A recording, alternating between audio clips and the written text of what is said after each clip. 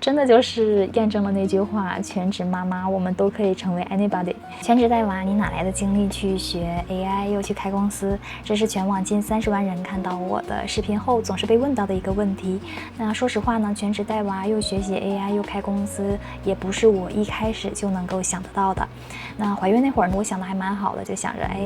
全身心的孕育寶寶3年，那3歲以後再去考慮其他的事情。可真的當孩子出生了之後呢，我就发现我这种所谓的全身心，把所有的锚点都放在孩子身上，其實對於我自己和孩子而言都是有壓力的。那這個壓力不是因為帶孩子很累，當然了，前期也蠻累的，但是當媽應該都能理解吧？當你把所有的目光都聚焦在一個未知的小小的那種脆弱的生命上時，但凡有個風吹草動，就能讓自己那個緊繃的弦就斷掉。那會兒我還挺愛哭的，其實家裡面人已經給了我挺大的支持和幫助了，但我還是會覺得說，是不是這個選擇沒做好，或者是說某一件小事兒做得不夠好，就一整個人特別的緊張焦慮，這樣的一個狀態也會帶給孩子。之後呢，我就想說，我要把精力慢慢的轉移一下。說到這裡就講到了家人的支持。在我懷孕幾個月的時候，那會兒家裡面保姆用的就不是很順心，那個時候也出現了一點小插曲。之後我爸就說，那他就來吧。結果他就把家裡面的工作辭掉了，然後來到我這邊來全職照顧我。那孩子快2歲的時候呢，媽媽也來了。我也是從那個時候開始調整自己的時間，大概是上午2個小時，下午2個小時。他們倆帶孩子去出門遛娃的時候呢，我自己在家裡面去研究学習 AI。当然還有我家先生呢是不反對我做這件事情，他就說那你就慢慢做，大概給自己一個預期2-3年的樣子。就包括我後來做了這個指甲的小程序上線後，他也是知道後及時去付費體驗了。儘管他並不信令，但是他還是支持我的。因為接下來我也要去曼谷陪讀嘛，那就給自己一點事情去做也蠻好的。那其實在學習這個 AI 的過程當中呢，我也不是一帆風順的。剛一開始的時候也走了不少彎路，特別是我去刷短視頻，但其實刷完後整個人的狀態就是迷迷糊糊的，什麼也沒有學到，感覺上好像學了一堆理論知識，但其實回過頭來就感覺自己好像什麼都沒有完成。而且短視頻經常會有什麼天塌了呀這種吸引人的標題。後來呢，我就想說，那就乾脆把短視頻關了，去學長視頻。那個時候是卡帕西的視頻很火，那我又當時帶孩子和我爸在泰國那邊去考察學校，那段時間就還蠻緊張的。我當時看那個視頻1個多小時的視頻，我可能能有1周的時間。在孩子睡着後，晚上我就去看一看，記一記筆記。我也試着去用費曼學習法去給它複述出來，但其實我感覺對於這個理解也並沒有那麼深。但前期我也就堅持去學習。其實對於學習，我一直有一個觀點，不是你有了精力才去學習，而是學了才有精力。就特別是再有一定的正反饋，比如說你做出來一個小的東西，有一點小小的成就，再有別人的一些互動，也就更有動力去學習了。其實我覺得磁場還蠻重要的。当你想要去學習的時候，一定要找出來一個固定的位置，或者是說給自己布置一個小角落。就像我前期我不能離開家，因為要帶孩子嘛，那我就會在家裡面，我這個卧室就會布置出來一個小小的地方。當你坐在這個位置的時候，你就知道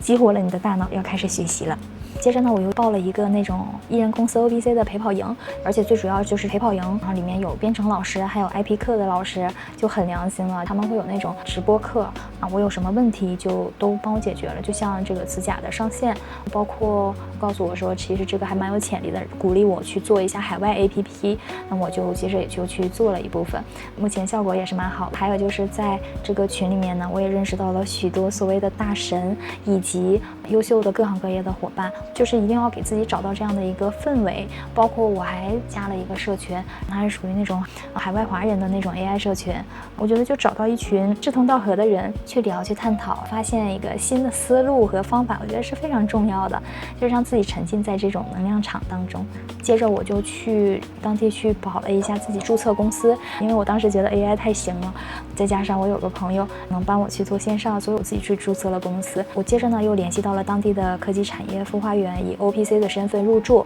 這樣就能夠減免我的一部分的租金，還有水電啊這些費用。包括在產業園的地方，他們會有配備專門的那種茶室啊、招待室啊、演講廳啊、小型會議室啊等等，這些全部都有的。我覺得現在可能全國各地它都會有這種 OPC 社群，大家可以試着去找一下附近有沒有適合自己的。我們這個的話是2年免租這樣的，還有一些其他的政策扶持。那入驻 OPC 了之後呢，我就覺得那這個是真正的一個沉浸式的整段时间，我就可以大概是从上午10点左右一直待到下午6点左右，这一段时间都是很完整的，还能正常带娃。其實當你抽身出來的時候，你會發現其實好像孩子離了你也可以，這樣就一步一步慢慢的抽身出來。當我去真正的開始接觸的時候，大概是從2月份吧。剛一開始接觸的是那會兒 Zara 他的視頻，那他就說什麼用 Cloud Code，那我就開始充了一個 Cloud Code， 就開始了我的 AI coding。那個時候我就覺得哇，好像就打開了一個新的世界，因為真的當你再去接觸 AI 的時候，就不再是那種之前以往的學習方式了，而是說真正的是幹中學，這樣才會能夠讓自己進步得快，在不知不覺當中做出來一些能解決自己當下問題的產品。因為我在家呢，其實接觸到的靈感更多的就是來源於我的孩子，包括說我去設計指甲的時候，也是來源於說我一開始就心裡面就是覺得不確定的時候，就總是想問一點什麼東西來肯定一下自己嘛，所以做了指甲。接着呢，我又做了因為孩子正處於 Terrible 2的階段，所以我又做了一個繪本的 app。那這個繪本 app 呢，就是會根據我孩子的IP 形象去做出能夠真正解決孩子問題的那種小繪本，而且還可以打印出來給孩子看。我家孩子呢，也確實是因為這樣的一個繪本解決了他的刷牙難題。你知道的同學應該知道其實我是一個本科藝術生，完全不會代碼，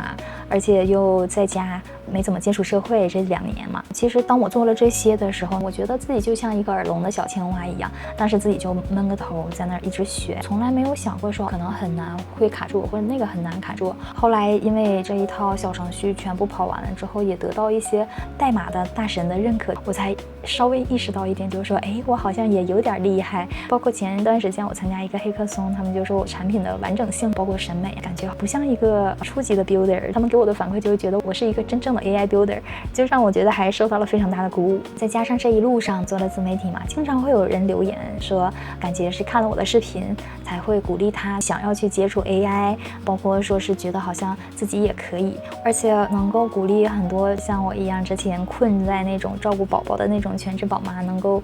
就只是需要一個電腦或者是一個手機去嘗試自己做一點事情，解決一下比如說帶娃的一些問題或者是說在工作當中的一些問題。就像我做自媒体還給自己搞了一套那種全平台发布文案我覺得這些就很有成就感。我經常呢會翻到我當時做自媒體時候的第一條視頻，就是說我要證明什麼全職媽媽一樣可以成為 anybody。你看我說了這麼多，也做了這麼多，真的就是驗證了那句話，全職媽媽我們都可以成為 anybody。